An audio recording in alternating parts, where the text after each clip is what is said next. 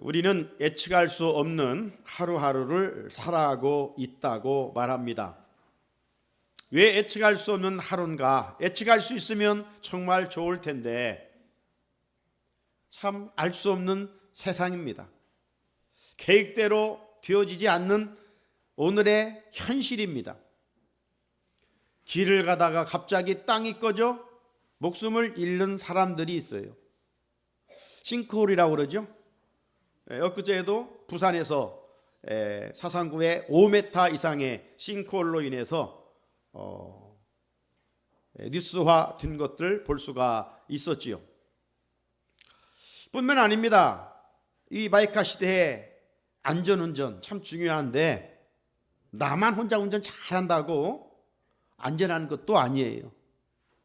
뉴스를 보다 보면 나는 안전하게 잘 가는데 예기치 않게 옆 차선에서 들어와 사고를 일으키는 경우, 또 상상할 수 없는 이 운전사고들이 수시로 일어나고 있는 오늘의 삶의 자리입니다. 생각해 보면 안전지대가 없어요. 불안해요. 어떤 일로 인해서 내 앞에 어려운 일이 다가올지 그런 알 수 없는 오늘의 현실입니다. 어떤 분은 그렇게 어제까지 건강했는데 그냥 심정지로 한순간 목숨을 잃는 이들도 있어요. 요즘 경제적인 불황으로 IMF도 참 어렵다 이렇게 말들도 하십니다. 그래서 삶의 자리가 팍팍하고 힘든 이들도 많이 있습니다. 먼 사람의 얘기 아니라 내 이야기가 될 수 있고 우리 가정의 이야기일 수도 있습니다. 애유가 아니에요. 한마디로 말하면 내일이 보장되지 않는 오늘의 삶이라 이 말이죠. 내일 어떤 일이 일어날 줄 예측할 수가 없어요. 아무도 몰라요. 자, 그러기에 이런 불안전한 세상에서 우리는 온전하시고 완전하신 하나님께 소망을 두고 살아가야 될 줄로 믿습니다. 이게 믿음으로 사는 거예요. 매일매일 하나님이 주시는 은혜로 우리는 살아가야 됩니다. 이런 삶이 종말론적인 성도의 구별된 삶이에요. 자, 오늘도 사순절 고난주간 특별 저녁기도회에 참석하신 우리 귀한 성도님들 주님의 이름으로 축복합니다. 하나님께서 여러분에게 오늘도 하늘의 복과 땅의 복으로 충만케 허락해 주실 줄로 믿습니다. 자, 오늘 둘째 날 제목은 사랑의 새 언약으로 초대하는 만찬입니다. 사랑의 새 언약으로 초대하는 만찬. 자, 우리는 살아가면서 일가 친척들을 초청할 때가 있습니다. 우리 가정에 애경사가 있을 때, 기쁜 일, 슬픈 일이 있을 때 초청을 합니다. 나가서 사랑하는 친구들, 지인들 이렇게 초청해서 함께하는 시간들을 갖게 되지요. 반대로 내가 상대방을 초청하는 것이 아니라 상대방, 내 지인이 나를 초청해서 기쁜 자리에, 즐거운 자리에, 아니면 또 슬픈 자리에 또 기쁨과 슬픔을 함께 나누는 경험을 하면서 우리는 살아갑니다. 여러분은 지난날 한번 뒤돌아볼 때 언제 누구로부터 초청받은 그 일을 잊지 못하고 감사하고 있습니까? 어떤 일입니까? 그때를 생각해 보면 마음이 흐뭇하고 또 얼굴에 잔잔한 웃음이 있기 마련이죠. 일반적으로 평범한 자리에 초청받은 일은 잘 생각나지 않아요. 의례적으로 초청을 받고 공동체 안에서 이렇게 초청받는 일, 예를 들어서 결혼식에 참석하라 해서 참석했는데 특별한 결혼식이면 모르겠지만 우리가 그 예식 기억하지 않잖아요. 하지만 어떤 특별한 자리에 초청을 받은 일이 있다. 그러면 기억하고 있지요. 만약에 내가 정말 참석할 수 없는 자리였는데 참석하게 된 경우가 있어요. 그러면 감사하기도 하고 잊지를 못하죠. 높은 권세 잡은 자가 초청해서 참석했다면 그 자리는 특별한 자리가 될 수 있기 때문에 내 인생의 삶의 자리를 되돌아볼 때 잊을 수 없겠지요. 대통령이 영빈실로 우리를 초청했다면 그 초청 잊을 수 있겠습니까? 자랑거리가 될 거예요. 지난번 어떤 연예인이 지난날 대통령으로부터 초청을 받아 이전 청와대에 있을 때 영빈실에 갔답니다. 그때 여러 사람들과 함께 영빈실에서 만찬을 하는데 그 자체도 잊지 못하지만 자기가 특별히 그때를 생각하면 잊을 수 없는 것은 대통령 부부와 메인 자리에 앉아서 식사를 했다는 거예요. 메인 자리에서. 누구냐? 이경규. 이경규 씨가 그런 이야기를 하더라고요. 그때 초청받아서 곳곳에서 테이블에 앉아 만찬을 하는데 대통령 부부와 메인 자리에 앉아서 코미디언이니까 내가 이런 사람이다고 하면서 자랑하는 것을 들어본 적이 있습니다. 그렇습니다. 이런 좋은 추억들 우리가 잊을 수가 없고 또 그런 좋은 추억들을 되새길 때 어떤 삶의 어떤 힘을 얻게 되는 것을 볼 수가 있습니다. 사랑하는 성도 여러분, 지난날 뒤돌아봤을 때 어떤 초청받은 자리가 지금 생각나십니까? 생각을 해보려고 해도 특별한 초청받은 자리가 생각나지 않을 수도 있겠지요. 대부분 다 그렇습니다. 하지만 그렇다고 우리가 실망할 이유도 전혀 없어요. 왜 그럴까요? 우리 그리스도인들, 우리 성도들에게는 세상 그 무엇과 비교할 수 없는 그 자리에 초청을 받고 살아가고 있기 때문입니다. 그 초청의 자리는 어디일까요? 오늘 제목처럼 사랑의 새 언약으로 초대하는 주님의 만찬입니다. 주님이 이제 베푸시는 만찬에 우리는 VIP로 초청받은 자들이. 자, 오늘 본문은 이 엄청난 사실을 우리에게 보여주고 있습니다. 자, 예수님의 생애 마지막 여정에서 유월절을 맞게 됩니다. 유월절 만찬을 하게 되는 것이죠. 여러분, 유월절은 어떤 절기입니까? 이스라엘 백성들에게서 가장 큰 절기입니다. 유월절은 엑소더스 출애굽과 관련된 절기입니다.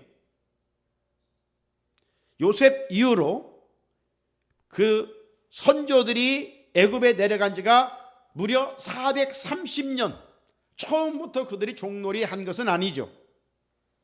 하지만 이스라엘 백성들이 고센 땅에 살면서 하나님의 은혜로 숫자가 많아지니까 요셉을 알던 바로가 죽고 요셉을 알지 못하는 바로가 등극하면서 이스라엘 백성들의 종놀이가 시작됩니다.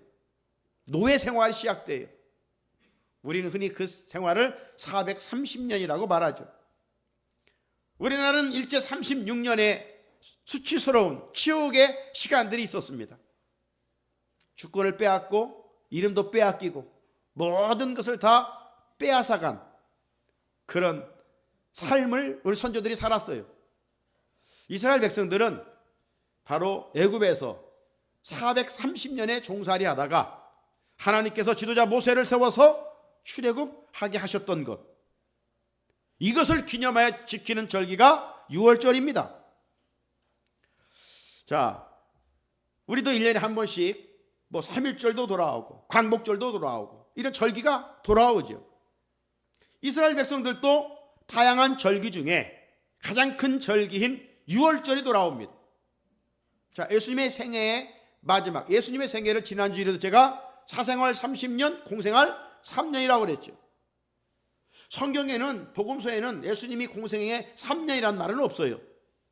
그러면 왜 3년이라고 이야기하는가? 예수님이 예루살렘 유월절을 지키러 3번 올라가셨기 때문입니다. 그래서 예수님의 공생애는 3년 반, 3년 이렇게 이야기를 신학자들이 하는 것이죠.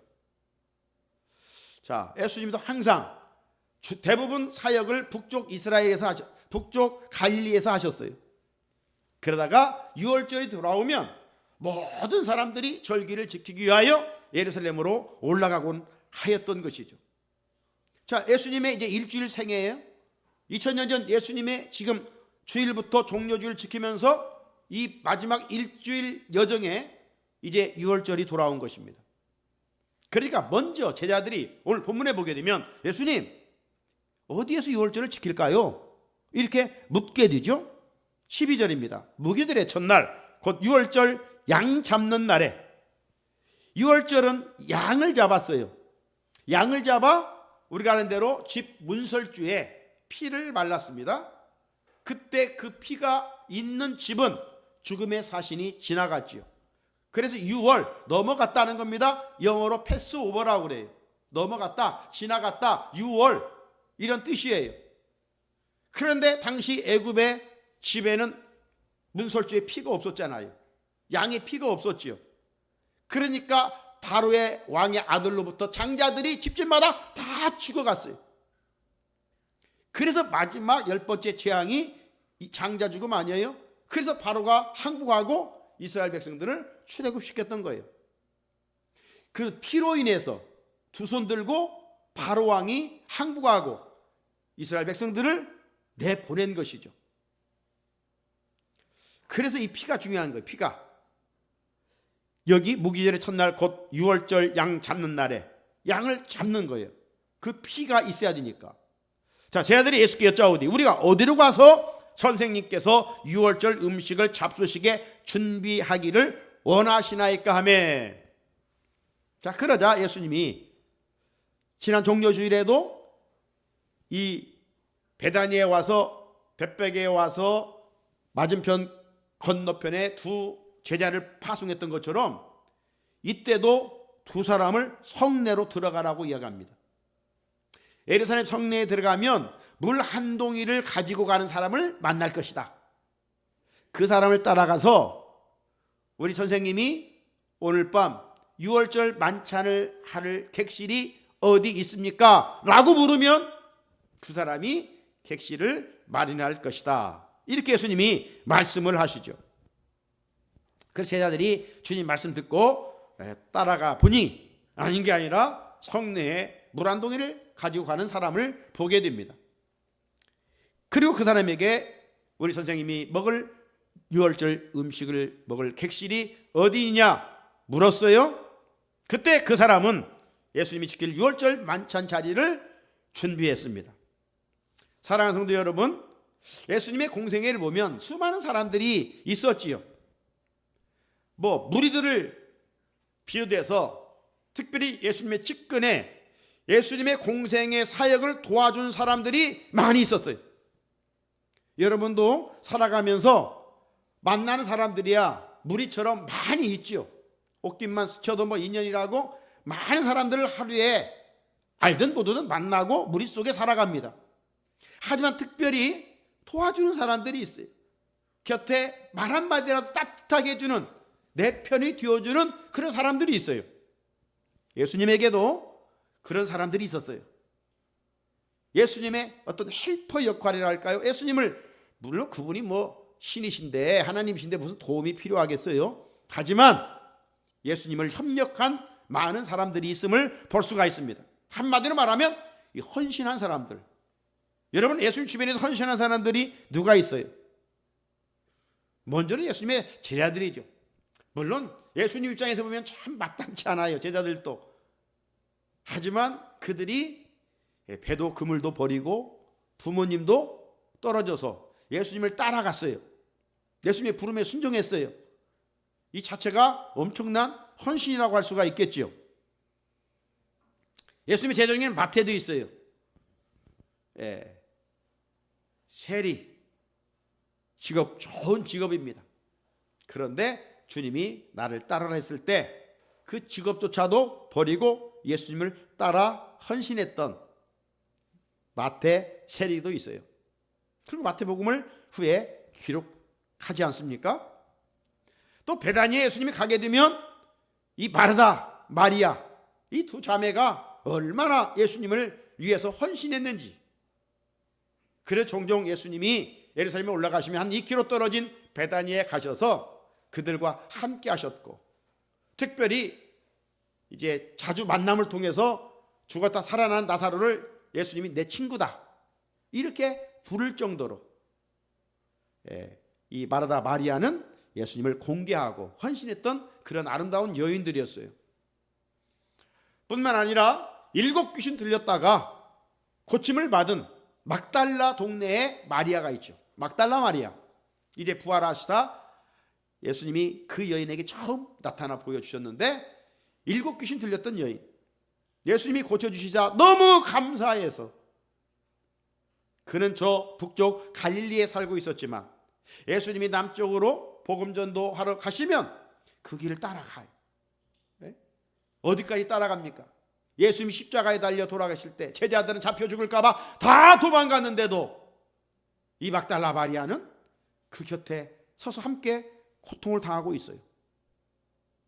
그리고 예수님이 무덤에 묻혔을 때 정말 새벽 미명에 예수님의 시신에 향유를 바르고 싶은 그 마음으로 준비한 향유를 가지고 예수님을 찾아가는 정말 헌신의 끝판 이 막달라 마리아도 우리가 기억하게 됩니다. 예수님이 무덤에 묻혔지요? 누구의 무덤에 묻혔습니까?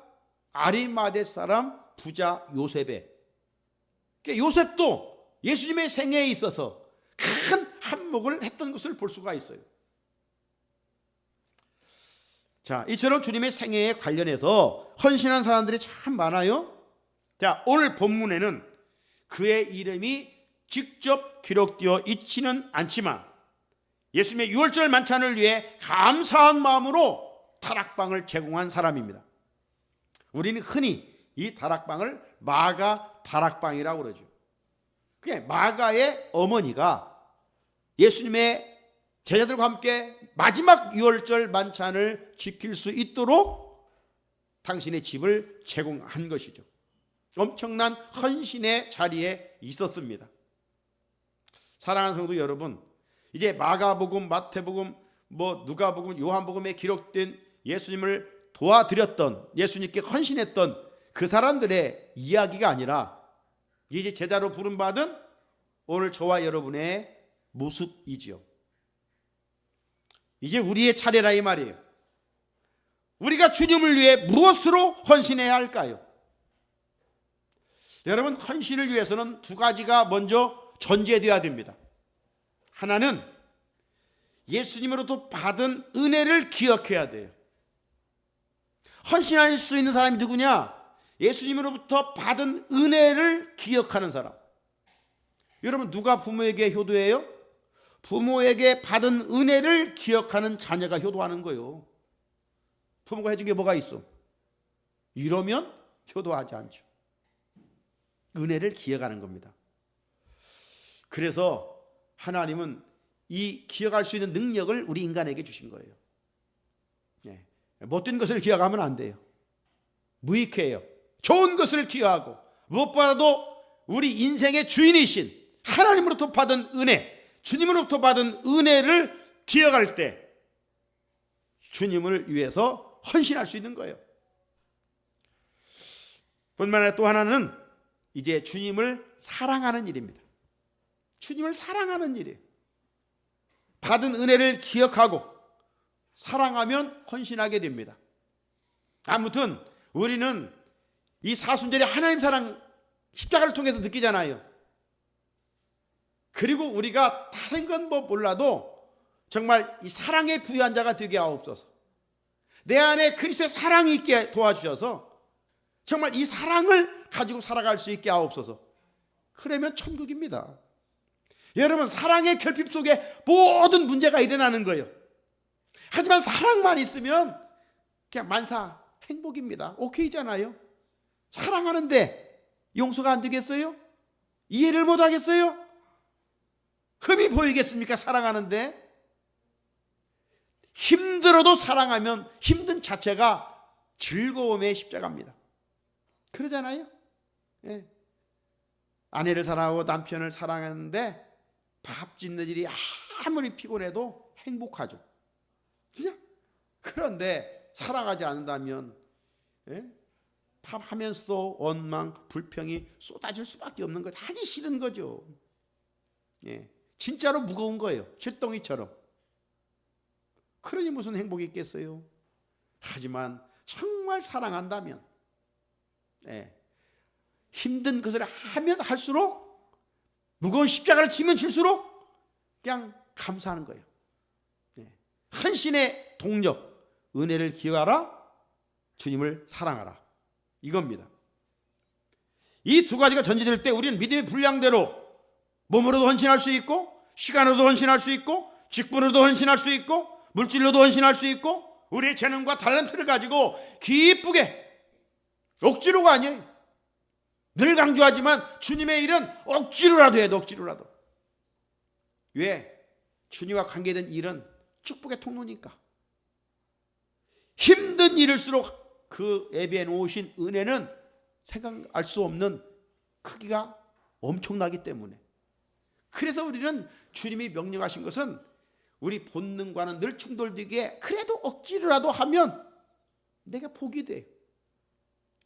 그러나 주님, 우리가 억지로 하는 것을 싫어하셔요. 주님은 그냥 즐겁게, 감사한 마음으로, 그냥 은혜를 알고 주님을 사랑하면 어찌 억지로 하겠어요. 감사함으로 하는 것이죠. 레위인의 세 아들, 우리가 지금 민수기 말씀을 이 특세 전에 지금 읽어가고 있는데, 거기에는 이제 민수기는 사람 숫자 이야기입니다. 계속 뭐 수를 세요. 그 중에 이 레위 세 번째 아들이 있잖아요. 야곱의 세 번째 아들 레위가 있는데, 레위에게도 세 아들이 있어요. 게르손, 코앗, 무라리. 자, 이런 후손들이 이제 아무 때나 성막을 봉사하도록 하지 않았어요. 가장 힘이 좋을 때, 인생에서 가장 황금기일 때 30에서 50세까지 성막을 섬기도록 했어요. 이건 무엇을 말해요? 하나님께서는 우리 인생에 정말 가장 좋을 때 하나님을 위해 헌신하라는 거예요. 오늘 아침에도 7시에 노이 사무실에서 노이 임원이가 모였는데, 어떤 목사님 그러더라고. 내 인생에 오늘이 가장 젊은 날이니까 이 젊은 날을 주를 위해서 헌신하자. 네, 그러죠. 내 인생에서 지금 비록 70이 되고 80이 되어갈지라도 내 인생에 오늘이 가장 젊은 날이죠. 이 좋은 때 하나님을 위하여 헌신하자. 성막을 위해서 봉사하자. 가장 귀한 것들을 주님을 위해서, 하나님의 나라를 위해서 헌신할 수 있는 이 시대, 누구? 내가 돼야 된다. 내 한 사람이 돼야 된다라고 하는 겁니다. 자, 해가 저물 때 예수님은 이제 12 제자들과 준비된 다락방에 들어가십니다. 그리고 이제 마지막 유월절 만찬을 하십니다.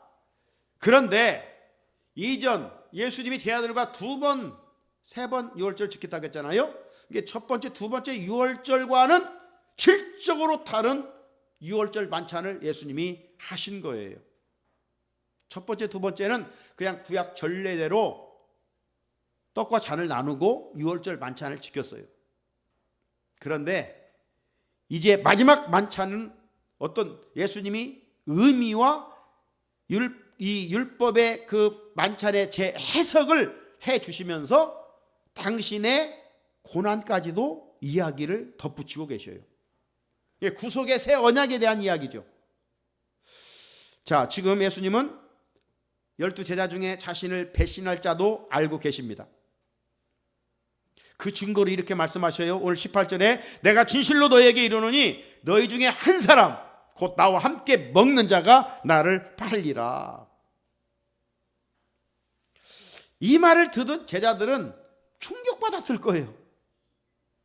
아니, 종교인들이 나를 핍박할 것이다, 이거 하면 제자들이 좀 이해가 되겠는데, 지금 마지막 다른 사람 없잖아요. 예수님하고 12 제자들하고 우리 성만찬 그림을 한번 기억해 보십시오. 그 12명과 예수님이 만찬을 하고 계시는데 이 중에 나를 팔 자가 있으리라. 이렇게 말씀하시니까 아마 제 아들은 엄청난 충격을 받았을 거예요. 제 아들, 우리 중에 누가 예수를 팔다니? 뭐 있을 수 없는 일이잖아요. 제가 한번 그려볼 때 예수님이 그 말씀을 하시자 제 아들은 잠깐 서로 벙어리가 된 듯 침묵하고 있었을 것 같아요. 너무 큰 충격을 받았으니까. 그러다가 좀 시간이 흐르니까 제 아들이 이렇게 저렇게 한마디씩 하는 거예요. 19절에 보면 그들이 근심하며, 우리 중에 한 사람이 팔리라니까 근심하지 않을 수 없잖아요. 근심하며 하나씩 하나씩 나는 아니지요, 나는 아니지요, 주님께 이렇게 말하기를 시작했다고 그랬어요. 같은 병약구인 마태복음에 보게 되면 마태복음 26장 22절에 그들이 몹시 근심하여 각각 여짜오되 주여 나는 아니지요. 분명한 것은 12제자 중 한 사람이 스승이신 예수님을 팔게 될 거라는 겁니다. 사랑하는 성도 여러분, 우리는 여기에서 중요한 원리를 하나 깨달아야 됩니다. 에스겔 말씀해 보게 되면 하나님의 심판은 이방 사람부터 심판하는 것이 아니라 앞자리에, 성전 앞자리에 있는 사람부터 심판한다고 그랬어요. 오늘날로 말하면 앞에 있는 사람이 그를 말하는 게 아니라 성전의 직분자들을 말합니다. 여러분, 이 12명 중에 하나 나를 팔리라, 이 말씀은 오늘에도 똑같이 교회 안에 적용되는 거예요. 여러분, 예수님을 배반하는 사람은 세상 사람들이 배반하는 게 아니에요. 예수님의 마음을 아프게 하고 예수님의 몸인 교회 화평을 깨트리는 사람은 세상 사람들이 아니에요. 교회 안에 있는 사람들이에요. 믿는 자 중에 있어요. 더 좁혀보면 직분자들 중에 있다 이 말이에요. 어느 교회든지 보면 새 가족이 교회의 화평을 깨뜨리는 사람은 없어요. 새 가족이 교회 문제를 일으키는 사람이 없어요. 직분자 중에도 어찌 보면 중직자들에게 있어요. 말은 주님의 교회를 위한다고 합니다. 누구보다도 교회를 사랑한다고 이야기합니다.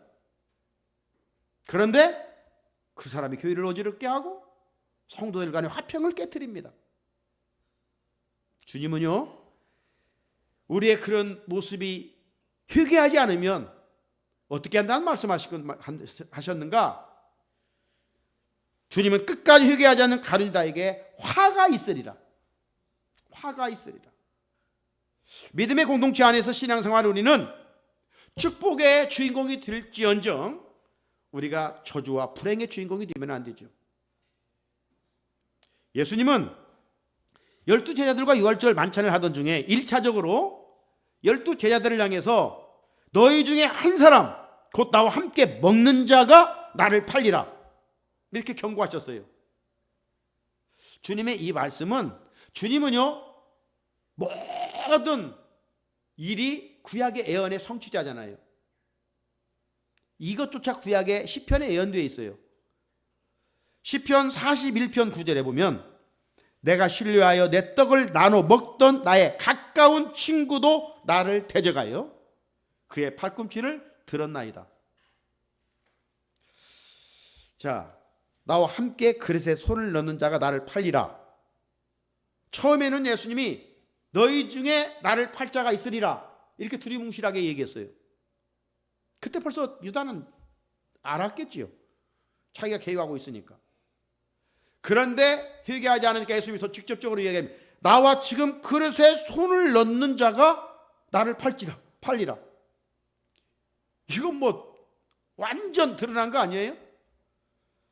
그런데 회개를 맡으면서 돈을 사랑하기 시작했던, 예수님보다 보이는 물질 돈을 사랑했던 가룟유다는 이제 돈에 빠져버렸던 거예요. 그래서 스승을 팔 생각만 하고 있는 거예요. 그래서 가룟유다는 예수님 말씀을 그렇게 직접 듣고도 회개하지를 않았어요. 제자들 사이에서 주님 나는 아니지요, 나는 아니지요 이런 소란이 있은 후 주님은 이번에 직접적으로 그렇게 20절에서 말씀하셨던 거예요. 나와 함께 그릇에 손을 넣는 자다. 이 정도로 직접 말씀하셨으면 회개했어야 되죠. 제가 잘못했습니다. 예수님, 내 연약함을 용서해 주십시오. 이렇게 나왔어야 되는데 가룟 유다는 끝까지 양심을 속이면서 빌라도처럼 회개하지를 않았어요. 왜? 예수를 종교 지도자에게 악한 생각이 가룟 유다의 마음과 생각을 지배하고 있었기 때문입니다. 여러분, 예수님의 구속사적인 측면에서 볼 때 십자가에 달려 죽기 위해서는 누군가가 주님을 배반해야 돼요. 그러죠? 예수님은 누군가 배반해서 팔려 십자가에 죽게 되어 있어요. 그러면 누군가는 한 사람이 예수님을 배반하고 팔아야 합니다. 나쁜 사명을 가져야 할 사람이 있어요. 그런데 그 사람이 꼭 12 중에 있는 가룟 유다가 그 사명을 할 이유는 없어요. 그래서 예수님은 가룟 유다에게 회개하고 복이 있는 제자로 살아갈 수 있도록 그렇게 여러 번 기회를 주셨어요. 하지만 가룟 유다는 좋은 기회를 외면하고 말았어요. 하나님은 크신 구속 계획 안에서 이런 인간의 연약함까지를 사용하십니다. 어려운 현실 속에서도 우리 그리스도인들은 하나님이 이루실 더 크고 완전한 계획을 우리가 신뢰해야 돼요.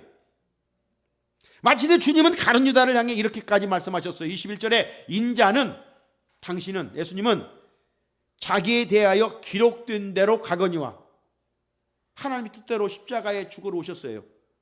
그냥 그대로 가거니와 인자를 파는 그 사람에게는 화가 있으리로다. 그러면서 가룟 유다에게 이렇게 이야기합니다. 그 사람은 차라리 나지 아니하였더라면 자기에게 좋을 뻔하였느니라 하시니라. 가룟 유다에 대해서, 회개하지 않는 가룟 유다에 대해서 예수님이 정말 안타까운 반응이시죠. 왜 꼭 네가 그 악한 역을 하려고 하느냐? 왜 네가 그 역을 하려고 하느냐? 사랑하는 성도 여러분, 세상의 수많은 사람들 중에 먼저 우리를 하나님의 자녀 삼아 주셨어요.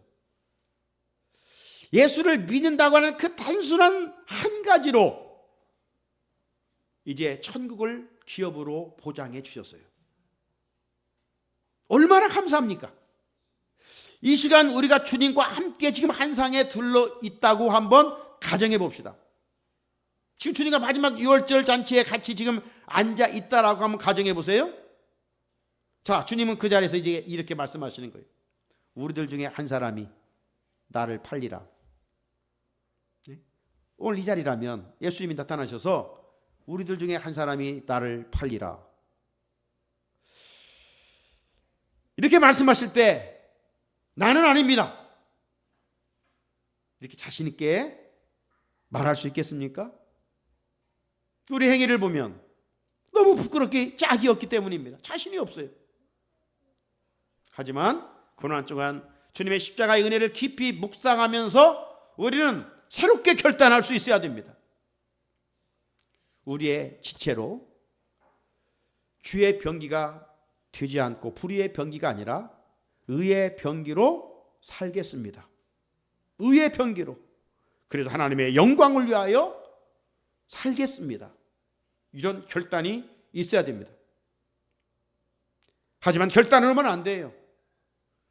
하나님의 은혜를 간구할 때 약속하신 성령을 통해서 우리에게 새 힘을 주시고 우리의 연약함을 붙들어 주실 줄로 믿습니다.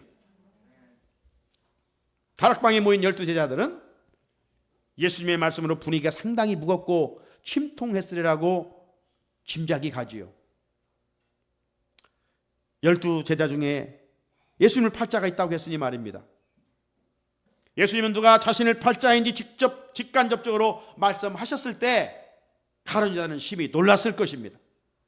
그러나 그는 찔림을 받고도 회개하지 않았습니다. 이어서 예수님과 12제자들은 유월절 만찬을 하게 됩니다. 예수님은 유월절 순서에 따라 먼저 떡을 가지시고 하나님께 감사 기도를 드렸어요. 그리고 제자들에게 나누어 주었습니다.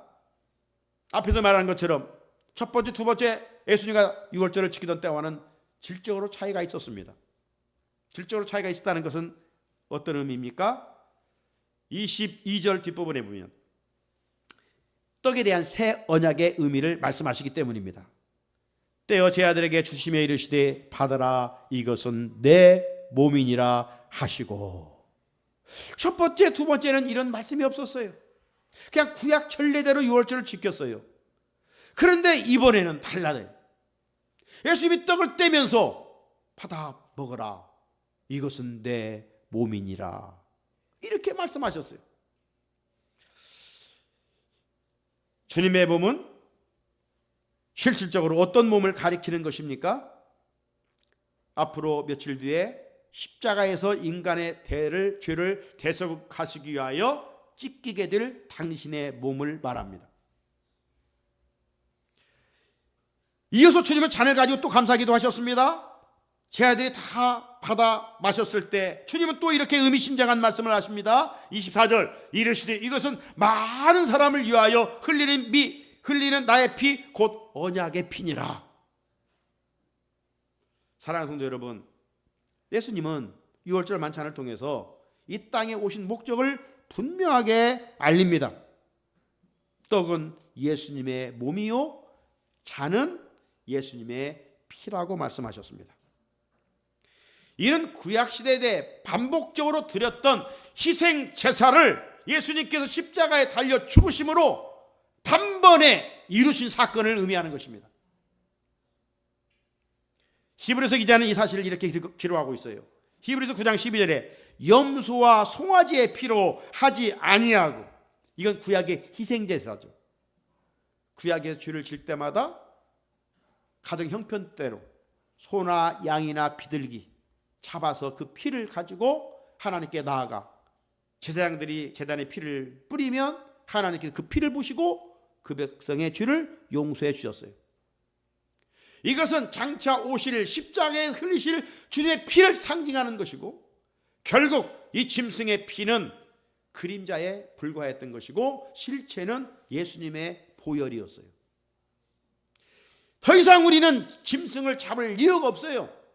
단번에 주님께서 십자가에 고난당하사 구속을 완성시켜 주셨기 때문입니다.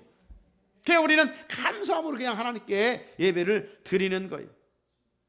예수님이 마지막 만찬에 세우신 새 언약은 주님의 희생으로 성취되며 그 희생이 예수를 믿는 모든 자에게 생명이 되었습니다. 모세가 짐승의 피를 뿌림으로 하나님과 백성의 언약을 맺었음을 출애굽기 24장 8절은 이렇게 말씀합니다. 모세가 그 피를 가지고 백성에게 뿌리며 이르되 이는 여호와께서 이 모든 말씀에 대하여 너희와 세우신 언약의 피니라. 하지만 짐승의 피는 앞에서도 언급했지만 장차 오실 메시아이신 예수 그리스도의 그림자에 불과했던 것이죠. 그렇다면 실체가 뭐예요? 실체는 예수님께서 저와 여러분의 죄를 위해 십자가에 달려 고난당하시고 물 한 방울 없이 다 쏟아주신 주님의 피를 상징하는 것입니다. 하나님은 아들이신 예수 그리스도의 그 흘린 피로 당신의 백성들과 우리들과 새 언약을 맺어주셨어요. 그래서 새 언약이 신약이에요. 뉴 테스터먼트, 새로운 언약인 겁니다. 올드 테스터먼트, 구약이에요. 구약과 신약은 이 언약입니다. 언약. 그러니까 구약의 율법으로는 구원받을 수가 없기 때문에 예수님 안에서 값없이 새로운 언약, 그냥 믿기만 하라. 그러면 구원을 얻으리라. 이게 기독교의 복음의 진수 아닙니까? 그래서 주님은 이르시되 이것은 많은 사람을 위하여 흘리는 나의 피, 곧 언약의 피니라고 선언하셨습니다. 사랑하는 성산의 성도 여러분, 우리는 2000년 전 주님이 십자가를 앞두고 제 아들과 다락방에서 최후의 만찬을 하셨음을 믿음으로 바라보면서 특별히 떡과 잔에 담긴 새 언약의 의미를 반드시 기억해야 됩니다. 우리 지난주일 종료주일 성찬 예식에 참여하지 않았습니까? 어떤 종교적인 행위가 아닙니다. 칼바르트는 성찬 예식은 보이는 말씀이라고 그랬어요. 100번 듣는 것보다 정말 우리 자신을 살피면서 주의 성찬 예식에 참여할 때 얼마나 큰 은혜가 되는지요. 이 일은 주님 다시 오실 때까지 주의 고난을 생각하며 성찬 예식을 믿음으로 행하라고 말씀하셨습니다. 그러므로 성도들은 주님이 베풀어 주시는 이 만찬을 참석할 때마다 예수님의 희생과 구속의 은혜를 기억하며 새 언약의 은혜 안에 살아가겠다라고 다짐해야 됩니다. 우리는 예수님을 믿는 자녀들입니다. 예수님을 믿으면 이제 우리는 그분의 일부가 되는 것입니다. 손이 팔에 연결되어 있고 눈이 얼굴에 있듯이 서로 하나 묶이게 되는 것입니다. 이 몸이 이제 교회입니다. 이 몸이 교회, 이 교회의 신비예요. 물론 이 땅의 교회는 불완전합니다. 그래서 우리는 실망하기도 합니다. 그러나 교회는 여전히 하나님의 백성을 위한 그분의 완벽한 계획입니다. 예수님은 곡식 중에 가라지도 있고 양의 탈을 쓴 늑대도 있는데 때가 되면 다 그런 것들을 다루겠다고 말씀하셨어요. 언약의 피로 약속된 예수 그리스도의 복음은 우리가 받을 수 있는 가장 좋은 소식, 굿 뉴스입니다. 그래서 예수를 복음이라고 유앙겔리온이라고 이야기하는 것입니다. 이제 주님의 십자가 보혈로 구속함을 받은 우리는 세상에 사는 날 동안 때로는 힘들고 어렵지만 때로는 눈물이 있지만 그런 환경에 짓눌려 불평하며 살아가서는 아니 되겠고 이제 예수님의 성만찬을 통해서 예수님의 몸과 잔을 먹고 마신 우리는 승리자입니다. 그러니까 이제 우리는 그 안에서 주시는 자유와 생명과 기쁨을 누리며 살아갈 수 있어야 됩니다. 주님의 십자가는 죽음으로 끝나지 않았습니다. 주님의 십자가의 뒤에는 이미 부활을 잉태하고 있어요. 그래서 주님은 주의 만찬을 하신 후에 25절을 보면 이에 그들이 찬미하고 감난산으로 가니라. 찬양은 누가 하는 것입니까? 승리자가 하는 거예요. 이긴 자가 하는 거예요. 패배자는 노래할 수가 없어요. 예수님은 잠시 후 십자가를 질 것이지만 부활을 내다보았기 때문에 그 고난 앞에서도 감난산에 가시면서 찬송했어요. 우리 가는 길 서론에 말씀드린 것처럼 예기치 않은 일이 있습니다. 예수 믿는다고 다 비단길이 열리는 거 아니잖아요. 힘들고 어려운 일이 있어요. 오늘 제가 아침에 노예 가면서 저 세문안교회 목사님 설교를 들으면서 갔는데 세례 요한에 대한 이야기더라고요. 세례 요한이 예수님을 위해서 그렇게 헌신하면서 지냈는데 정말 예수를 위해서 위치고 살았는데 왜 그런 목배임을 당하는 그것으로 끝났을까? 그가 신학교 들어갈 때까지 그 본문만 보면 이해가 되지 않았다는 거예요. 어떻게 주님을 위해서? 그러면 자기가 또 포항에서 목회할 때 정말 예수를 잘 섬겼던 한 장로님이 계시는데 연말에 너무 10년 동안 힘들었다는 거예요. 그냥 병원 왔다 갔다 하면서 주님을 섬기는 종들인데 왜 말년이 그렇게 힘든가? 인간을 볼 때는 이해가 되지 않는 거예요. 그러면서 이제 목회를 해가는 가운데 나이를 한 살 한 살 먹는 가운데 세례 요한의 삶 속에 예수님의 삶이 투영되더라는 거예요. 예수님이 그런 고난을 겪었지만 그 고난은 영광스러운 것이다. 그래서 우리 성도들이 지금에 당하는 고난은 잠깐이요. 장차 주님이 주시는 영광은 크도다. 이 말씀이 답이라는 것이죠. 힘드시죠? 어렵죠? 예기치 않은 일들이 일어납니다. 그러기에 우리의 소망은 예수 그리스도인 줄로 믿습니다. 우리의 능력은 주님의 십자가인 줄로 믿습니다. 끝까지 예수님 붙들고 믿음 안에 승리하는 우리 성산의 성도들이 되시기를 주님의 이름으로 축복합니다. 자, 우리 예수님 날 위해